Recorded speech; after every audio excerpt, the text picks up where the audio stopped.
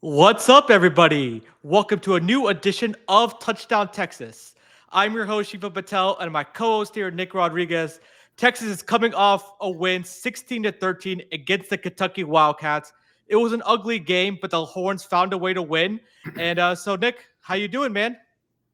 Hey, I'm good, man. It's always good to talk on a Tuesday after a W, but it definitely was not the prettiest game of all time. But at least we got another win, and we're moving to 5-2. So we'll get into it today, though. We will. And before we get started, be sure to follow us on our social media channels at touchdown_Texas. And be sure to like and subscribe to our YouTube channel. So again, Texas ekes out the win against the Kentucky Wildcats. It did go to overtime. But let's first start with the offense, Nick, and Arch Manning. So I want to give you a grade, or I want to ask you for a grade. How do you think the offense performed on Saturday? Well, I mean, not great. I mean, it seems like a regression. I'm going to go like a C minus, C plus, somewhere in that range where just really couldn't get anything going. Offensive line took a step back where, and I think that's just going to be one. I think that's just part of being in the SEC where some days you're going to have better days than the others, but it's also the thing of being a rebuilding team where you're not always going to know what's going on. Major struggles here, major opportunities given to us by the defense, but ultimately, to me, why it's not a failing grade is we do end up winning that ball game. It's on the road. It is a hard place to play. These aren't excuses. These are just maybe reasons of why we struggled so much on the offensive side of the ball. I mean, Arch was 12 of 27, 132 yards. The good thing is he didn't turn the ball over, right? So no interceptions, which also means no touchdowns in that 16-13 ball game.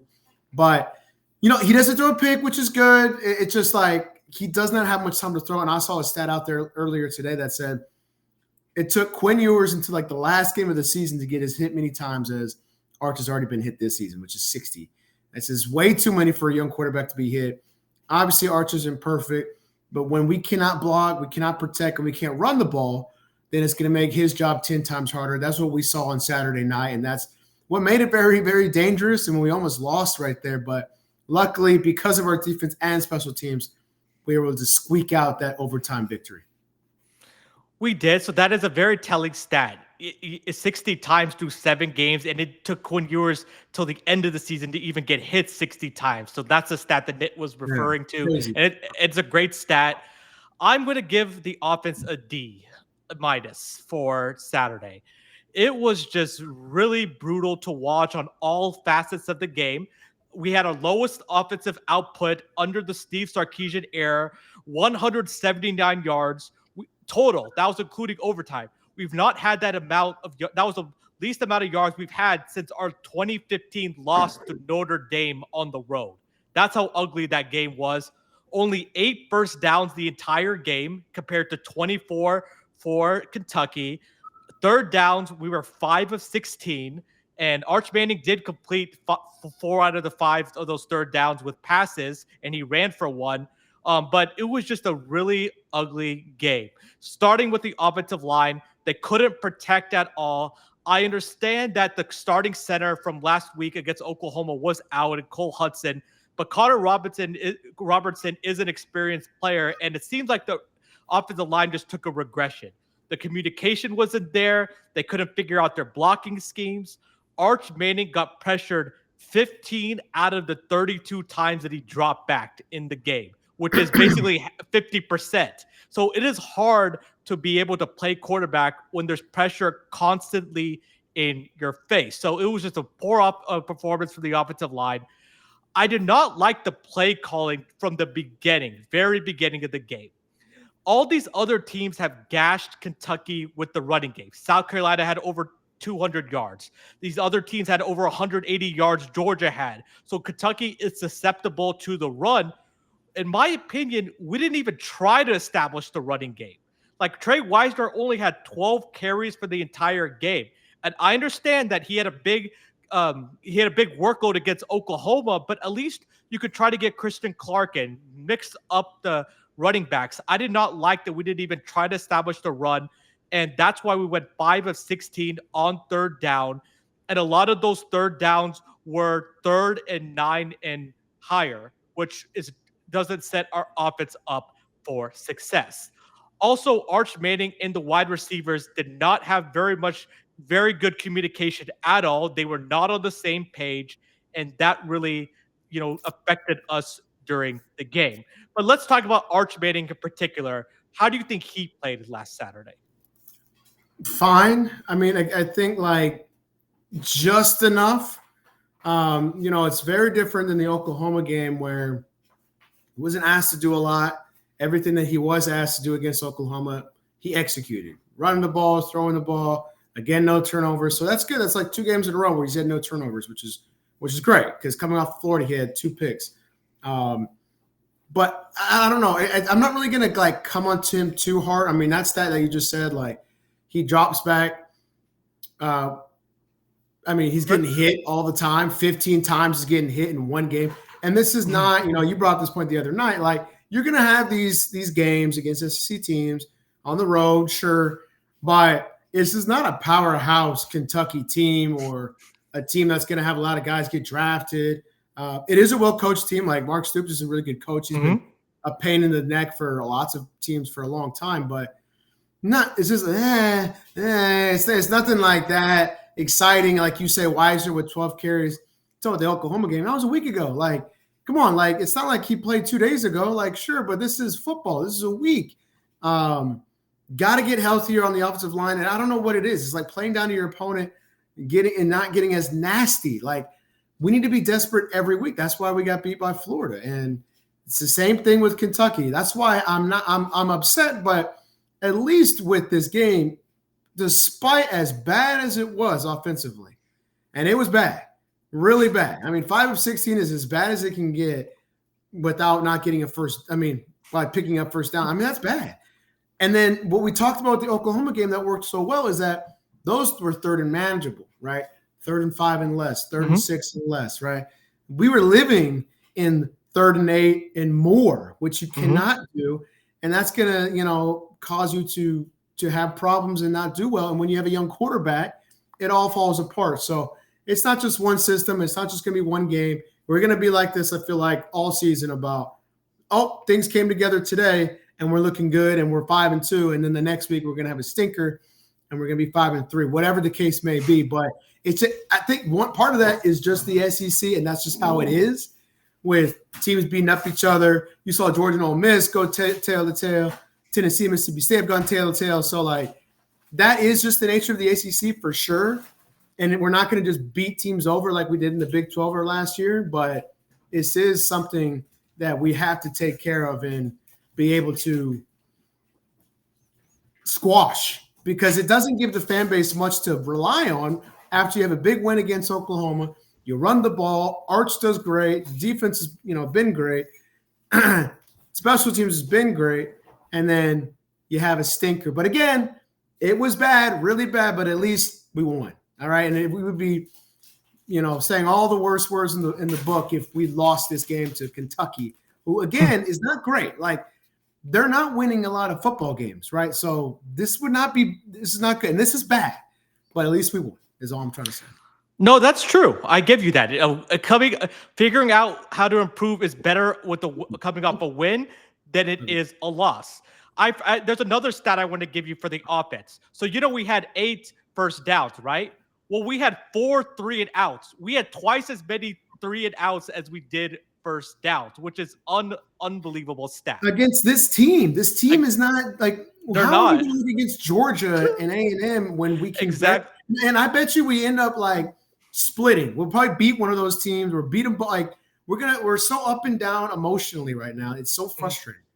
It is. And then our offense, before I get to Arch Manning, right now we're ranked 80th in the country in offense at 26 points per game.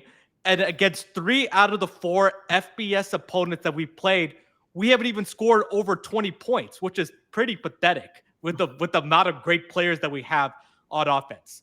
To Arch Manning, only reason I'm going to give him a D plus and not an F was, like Nick said, he didn't turn the ball over, which was good. He actually started out okay. He converted three third and longs at the beginning of the game. He ran for a first down. You're like, okay, is Arch Manning building off what he did against Oklahoma? That's great. It all started to go downhill, in my opinion, when Ryan Wingo was wide open on a go ball and Arch Manning underthrew it so badly that luckily we did get a pass interference call on that, and that was one of the few pass interference calls that we drew this season. But it started to get really bad was Ryan Wingo was wide open on a crosser and Arch Manning just throws it at his feet. Like it's the complete miss. Then later in it was either the first quarter or the second quarter, Andrews was wide open and he just missed him. He missed him wide. So after that, it really started to snowball for Arch Manning. Again, the pressure was in his face. 15 out of the 32 times he got dropped back, he faced pressure. And in the second half, he threw some dirt balls like at the wide receiver's feet. Oh yeah. And he only had one good throw in the second half. And I'm not even nitpicking. The only good throw that he had was when Kentucky was up by 3 points in the fourth quarter. We were worried that we were going to lose this game. But luckily, Ryan Niblett, who in my opinion was the MVP of this game, he had a long punt return. But Arch Manning threw a nice 3rd and 7 pass to DeAndre Moore, which was nice. And that set up Mason Shipley for a game-tying field goal. Without that pass, I don't know if we would have been in Mason Shipley's range. When I'm saying this, I'm not exaggerating. Without Ryan Niblett's 2 punt returns, I really believe we would have been shut out 0 points against Kentucky because his punt return, his first one brought us to the 5-yard line. We luckily scored. And then the second punt return in the fourth quarter allowed us to get the game-tying field goal. So without Ryan Niblett, I think we would have had a goose egg in this game. So that's why him and Mason Shipley are my MVPs for this game. What about you, Nick? Let's on the offensive side of the football. Any other guys that you want to give game balls to, or you want to shout out? Not really. I think it'd be those two guys. Like you talked about Ryan Niblett, who he's had an awesome couple of weeks. I mean, we definitely needed him for the Oklahoma game, although we played more cohesive as a team that day. But God, did we need him for that Kentucky game? I think you're right. I mean, maybe we don't end up with 0, but we certainly don't win that game. I mean, I don't know what's worse. I mean, you probably get 6 points, right? Just enough for Shipley to knock us through the uprights. And I'll talk about Shipley a little bit. I mean, we had some special teams woes last year, the Arizona State game, and there's other games that come to mind where just not able to execute when Ewers got us down to the right position. But that's the opposite this year. It's almost like the offense is stalling out. And yeah, can we get enough past the 40 just so we can get an attempt at a field goal? Because he's a machine. I mean, he was basically our offense outside of one rushing touchdown. That was basically it. And that was at the 1-yard line. Yeah. That was at the 1-yard line. So it's not like it was a big burst of, big 30-yard run. I mean, Weisner was 12 for 37, 12. I mean, it's not even the 37. It's the attempts. What is 8 more carries going to do? Like, give him more. I mean, one of them he could bust for, or, it's just that offensive line. I don't know. They're very questionable. It's hard for me to look and blame anybody else except for that offensive line until we can get that in order, because I think Arch has been better. I mean, look, Saturday was brutal, but I'm hoping it's just one of those Saturdays that's just like scary hours in Lexington. Georgia had it last year, although that was a much better Kentucky team last year. Yeah, it was. I mean, they weren't great, but they're better than and they've been a little scary with Ole Miss. Like, they that's what they do. They hang around there, and they're like that even this year. But it's just like, it's nothing. You're like, I don't know. Would it be worse if we won 45-42? Like, would you rather have that and we light up the scoreboard, but our defense looks like crap? Or would you rather? It's like either one. It's just like, not that great. But Shipley, man, awesome. I mean, becoming one of our best offensive weapons right now, really. I mean, especially in that game. We don't win that game without him. It goes to overtime. I know you're about to talk to me about the defense. I'm going to tee you up here with the defense, but they had some crucial plays that Stoops was calling some great plays down the stretch in overtime, right on that goal line that if I'm Kentucky, I'm totally going for it. You might as well. You got us down. You might as well just freaking go for it and win the game, and they damn near did. if not for a great play by our defensive line, which they've done time and time and time again. But yeah, Mason Shipley, shout out to you, man. I mean, I don't think there's anybody else on the opposite side of the ball that even showed up that day. I mean, Arch did fine, but like, what is Arch going to do when you're in my lap every play? And then, yeah, that was a bad throw, hit him in the feet, but like, at least no turnovers. I mean, I give you that. That's as positive it gets right now. At least no turnovers, and we need to get healthy.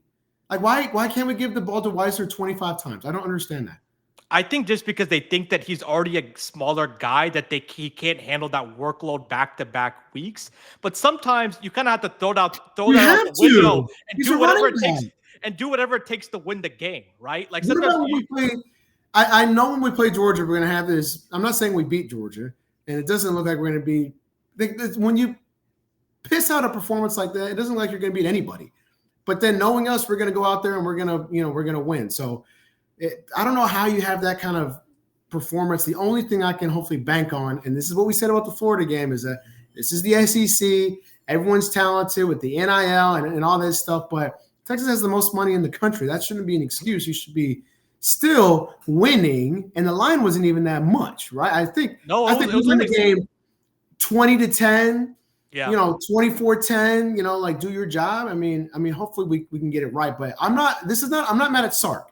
This is not a culture thing. I'm not there yet. I'm not. I think it's just still the offensive line is so bad at times, and they were so dominant against Oklahoma. If we can get them straightened out, and I still feel like next year is going to be a great year, that things are going to be open up a lot more, but he's got no time, and then we can't run the ball, and then it's all on the backs of our defense. And luckily we played in just as bad offense on Saturday that we were able to squeak that out. Otherwise we're losing by double digits. Yeah, Kentucky is the worst team. Yeah, Kentucky is the worst team in the SEC. And I agree with you, what you're saying. It's not a culture issue, because if it was a culture issue, the defense would not have played as great as they did. I do want to blame Sark for one thing. I thought the play calling was just head-scratching at times, and it started in the first quarter. I agree with that. So we were driving. We were like on the 40-yard line on a 3rd and 2. Somehow Sark calls a double reverse flea flicker. I'm like, why? We were gaining momentum. That did not make any sense. Then throwing too many passing plays, rather not incorporating the RPO game, which Arch Manning likes to do and he's getting more comfortable at. Not throwing to the backs, in the passing game. Fine, you're not handing them the ball, but at least throw to them in the passing game. Wisner can make you miss, and he's a dynamic player. And then in overtime. So, like Nick said, we're going to get to the defense, but I just want to make this point just real quick. So we stopped Kentucky on 4th down. Huge stop. It was awesome. Yep. When we got the ball in overtime, what does Sark call? A wide zone, which is a running play. First of all, that play has not worked all night. And second of all, it can lead to a holding call, and that's exactly what happens. We're barely in field goal range. We backed up 10 yards. Luckily, he calls a running play the next down. We gained 5 yards. We're slowly getting back into field goal range.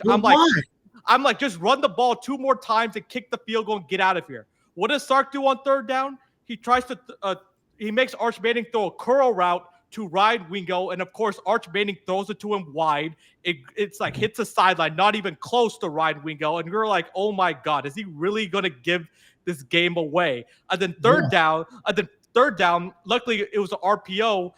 Arch Manning keeps the ball, luckily, and he runs for 4 yards.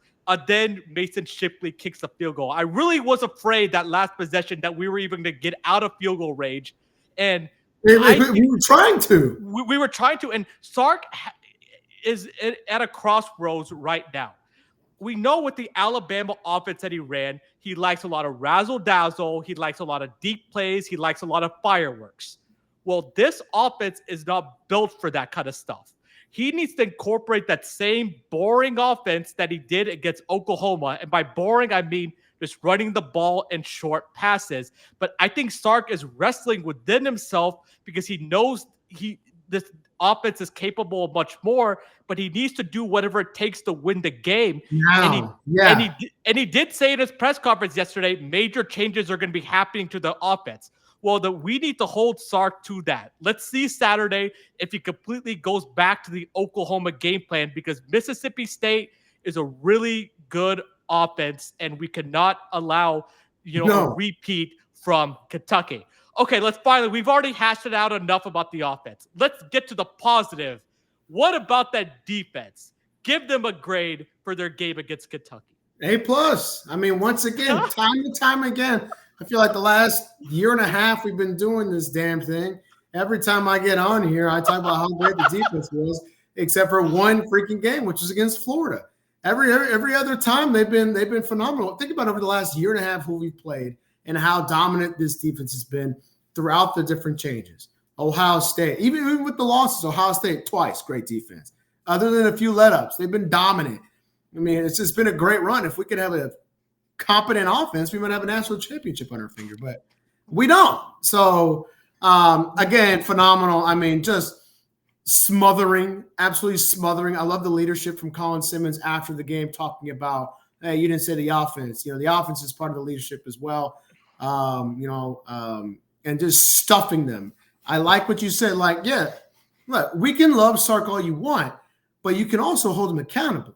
Right, I think that's part of it. I think that's where Texas fans get it twisted. Just because you say something doesn't mean you cannot love the guy and love what he's done for the culture of Texas. But that defensive line, that play specifically, is what I want to focus on.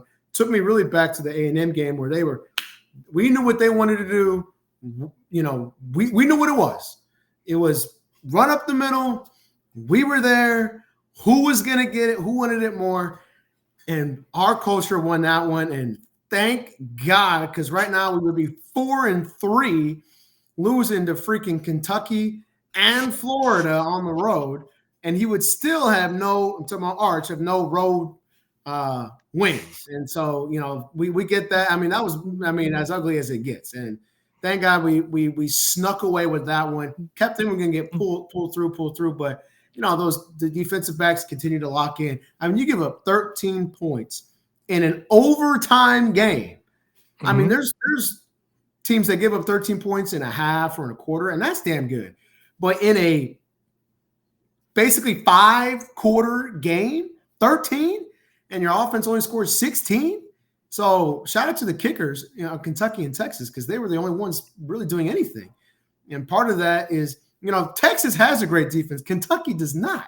So if you're the Texas offense, you got to be looking at yourself going, we're not going against like the Baltimore Ravens of the 90s. Like, this is just the Wildcats. Like, thankfully, Texas does have something elite.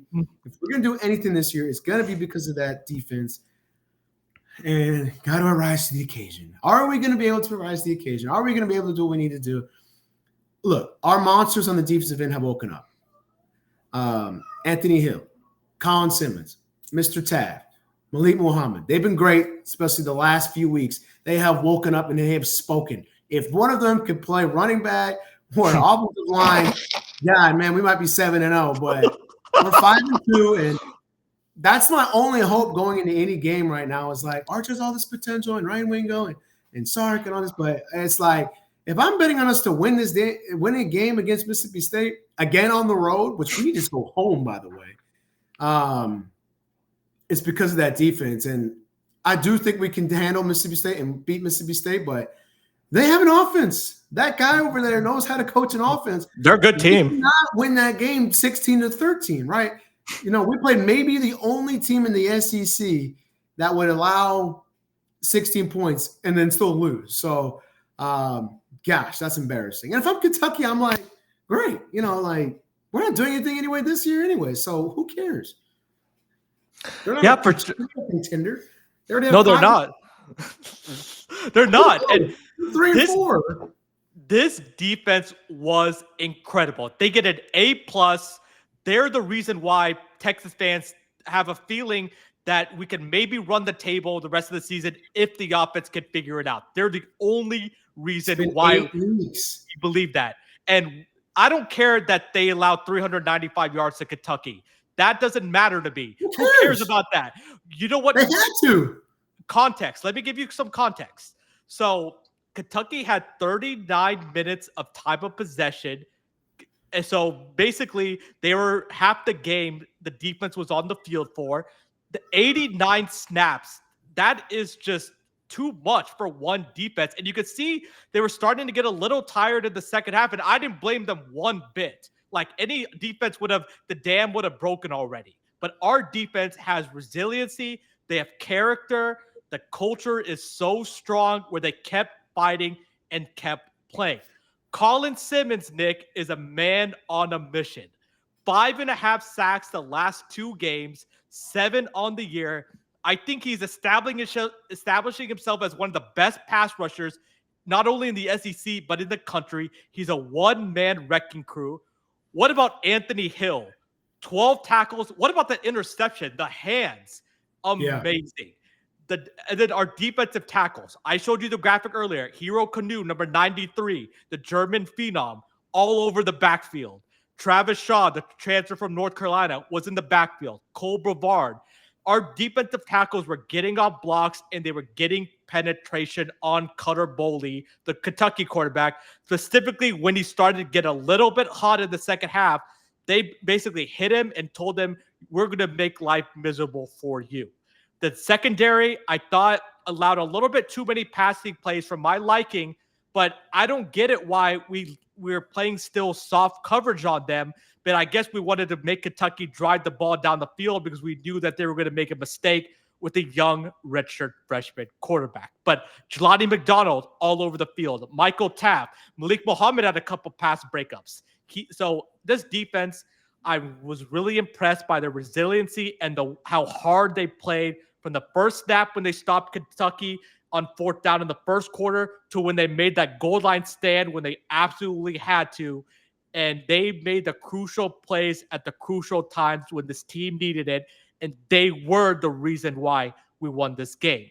Only one slight criticism I may have on the defense was Kentucky did fumble it 4 times and we didn't recover any of them. That's crazy. Like Anthony Hill, I praised him. He tried to pick up the ball, like pick it up and scoop and score rather than just falling on it. Fall on it. And it's That's Anthony my Hill. biggest pet peeve. Anthony Hill, you have to know, man, that your offense is not that great. So any advantage that you can give them, you just have to fall on it. But he's a smart enough player. I think if they force turnovers against Mississippi State, they will know what to do and recover it. But this defense, I love their scheme. I love their tenacity. And that goal line stand against Kentucky basically saved our season. And all our goals are still in front of us, Nick. We could still run the table and make the SEC championship game. And the defense was the reason why those goals are alive. Oh, 100%. I mean, you talk about the fumbles. I forgot about that. Like, part of that is also like, all right, damn, like 2 of those break our way. Like, do we look as ugly? Like, do we end up winning by double digits? I think we won by double digits. Probably. And maybe that's a bad bounce, right? Maybe that's a bad bounce that you can get yourself to live with that, because that's crazy to force 4 fumbles and not recover 1. Still turn the ball. They still have interceptions and stuff, but like, God, playing on that team, I mean, playing on that offensive side of the ball, if I'm a defender, has to be the most deflating thing sometimes, because it's like 3 and out, 3 and out, 3 and out, 3 and out. And then I force the fumble and then I don't even get the fumble. So we're going to have to do that against Mississippi State. Let me read you off the remaining schedule. Only 2 more road games the rest of the season. One is coming up this Saturday against the Mississippi State Bulldogs. Then we're at home against Vanderbilt. That's going to be a revenge game for Mr. Pavia. I mean, that little guy, forget Mississippi State.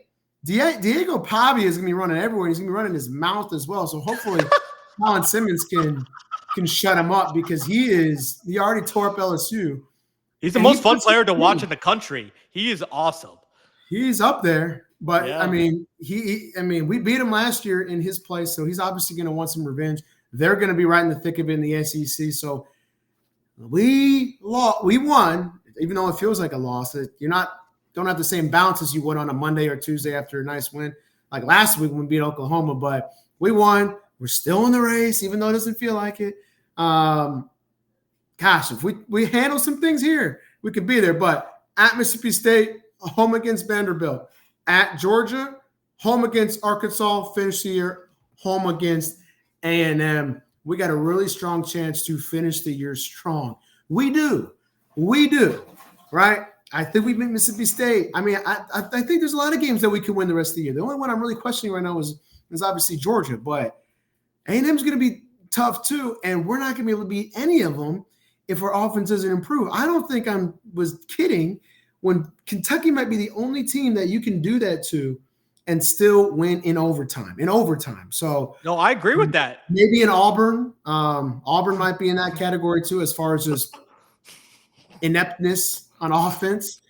Although they got Cam Coleman, so they might have burned us even more. But I don't know. It's deflating as a fan because that is just like air out of a tire after your defense makes so many great plays. So this is going to be interesting to see how we finish the rest of the season.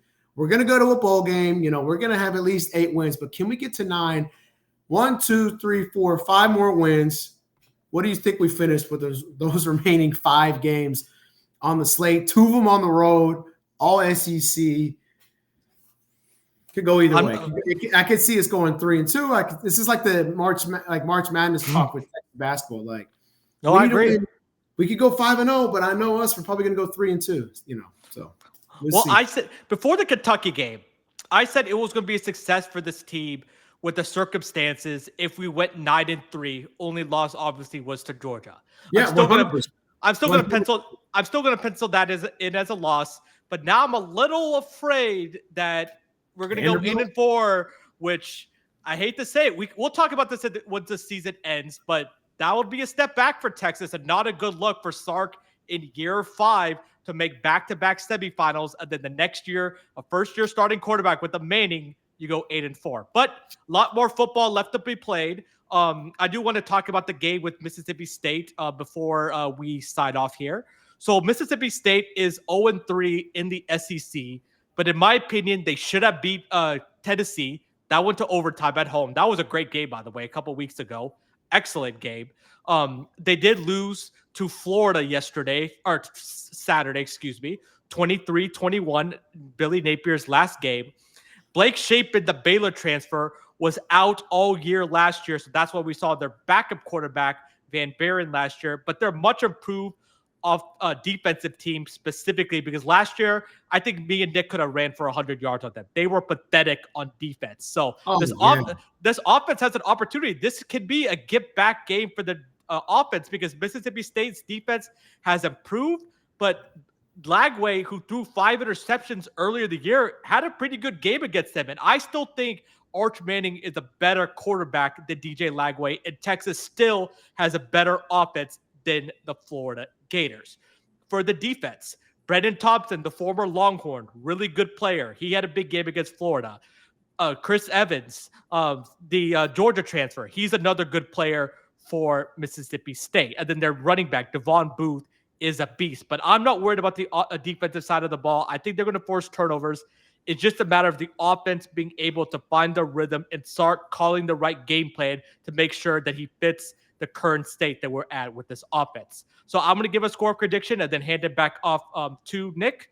My score prediction is 28-25 Texas. Mason Shipley hits a game-winning field goal, and we leave Starkville with the win. What is your prediction for Mississippi State, Texas? Mississippi State started off the year 4-0 with the big win over Arizona State, winning 24-20. Their last 3 games, like you said, in the SEC, they've gone 0-3, lost to Tennessee in overtime, lost to A&M where they weren't really in that one, and a tight loss to Florida. We haven't – have we gone over 23 points all year? I think just one time.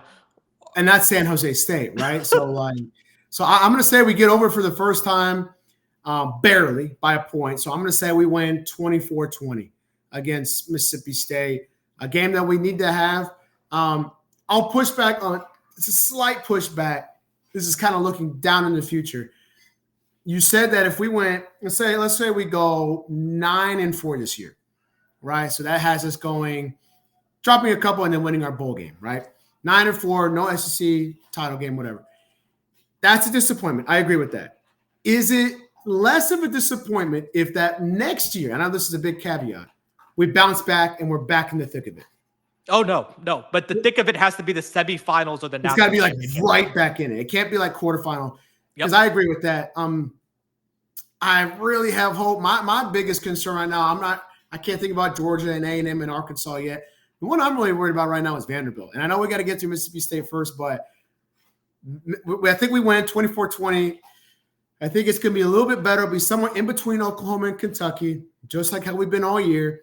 But I think we get it done, and it's going to be a little tight. But they can score. Like, let me read off some numbers that they've scored since week 1: 34, 24, 63, 38, 41, 31, 23. Against They good defenses. only Yeah. have gone under 23 twice.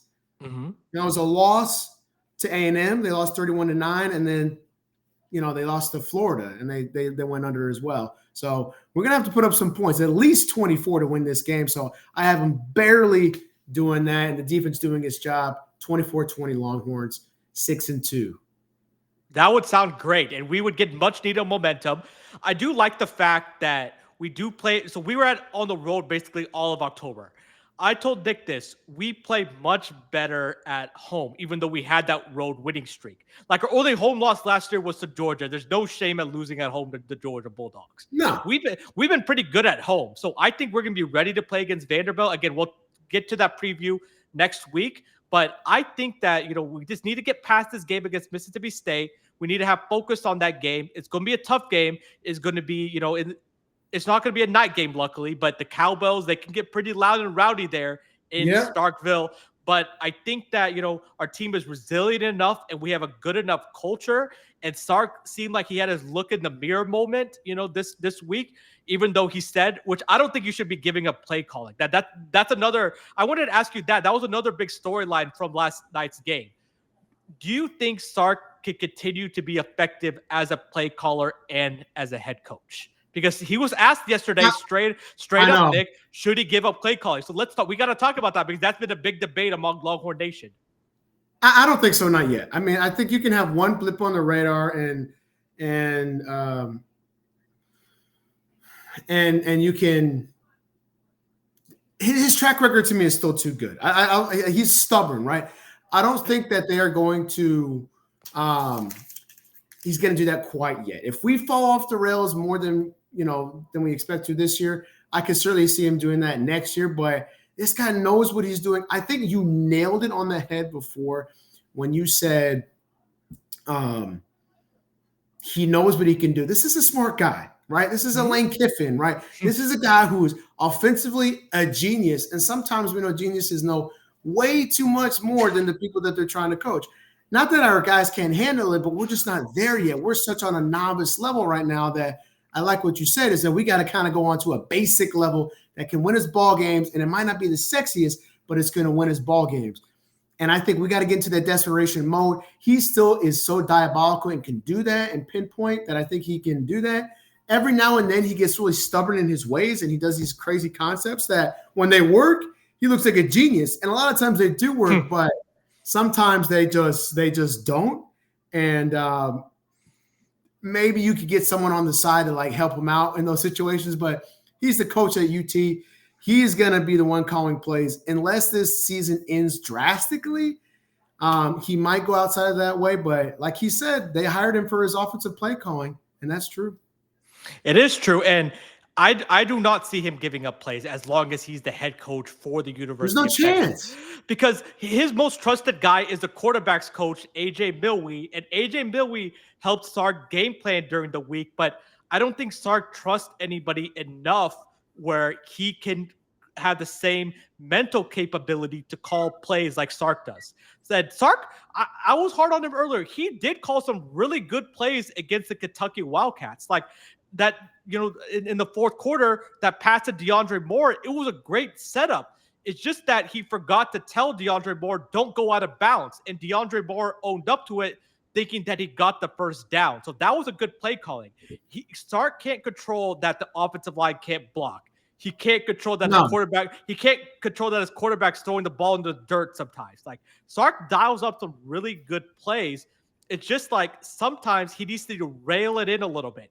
He has a very complex offense, and I don't think this young team is ready to be able to grasp the concepts of his very complex offense, and he needs to just go back to basic stuff and make it a little boring, but help us win games. So this year, it's kind of shined a light a little bit on Sark's play calling because at times it's not been very good, but he Yeah. has an overall track record of his previous 4 years of calling outstanding plays. His opening script is one of the best in the entire country. He's still one of the best quarterback developers in the country, still one of the best play callers in the country. He just may have had a bad game and he needs to adjust. And I'm going to judge Sark based on his comments yesterday on how he adjusts and how the offense looks against Mississippi State. And they hired Sark for a reason, and it's because of his play calling.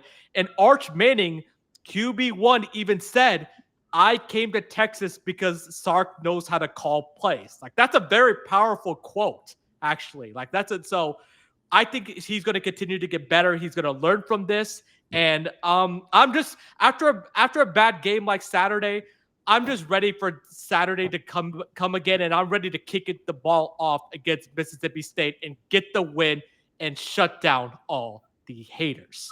Nick, any last comments that you want to talk about before we wrap up this episode? No, not really. I think it's just, we want to, like you said, kick the ball. I mean, this has been a little, a bit of a testing season, right? Like last 2 years, we've been living on top, just as close as you can get without winning the national championship. I will say, as a reminder, though, we know what it's like to be on the down low. And exactly, Penn State, I think, messed up firing James Franklin at the time that they did and not doing they're still doing a long search, but firing him in the middle of the season, I think that can have bad omens. Texas is not that far removed from Penn State as terms of the team, like knocking on the door and failing and not getting there. Let's just hope that Texas has patience with Sark and they don't fire him mid-season, because that would just be an absolute disaster and we could be back in no man's land, which we don't want to be. So, don't want to be 8-5. We're better than that, but damn, we could be 3-8. I mean, we don't know how Penn State's going to end up being this year. So practice patience, because they did not, and that was bad. It was. I think they did James Franklin a little dirty. They emotionally overreacted, and he's going to come out, and he clearly wants to keep coaching, and he's a good football coach. He's a good football coach. He just couldn't get it done and against some of the best teams, but yeah, I mean, he's going to make most teams competitive. They were on the doorstep within 2 plays. It's a whole thing, but let's just be patient, and maybe this will play itself out. And I don't want the fans to misconstrue what I'm saying. I'm being critical of Sark, but I'm not saying that we fire him. And I don't like some of the fans that are saying fire Kyle Flood, fire X position coach. We showed that in the past. That doesn't work under Texas. Like, Tom Herman was firing guys mid-season, and it did not work at all. So we need to practice patience. We need to let this staff continue to develop the players, because we had very many players drafted the last 2 years in the NFL draft. They know what they're doing. We just have to be a little bit patient, but we do need to see a better product on the field on the offensive side, specifically what I'm talking about. But thank you so much for watching this episode of Touchdown Texas.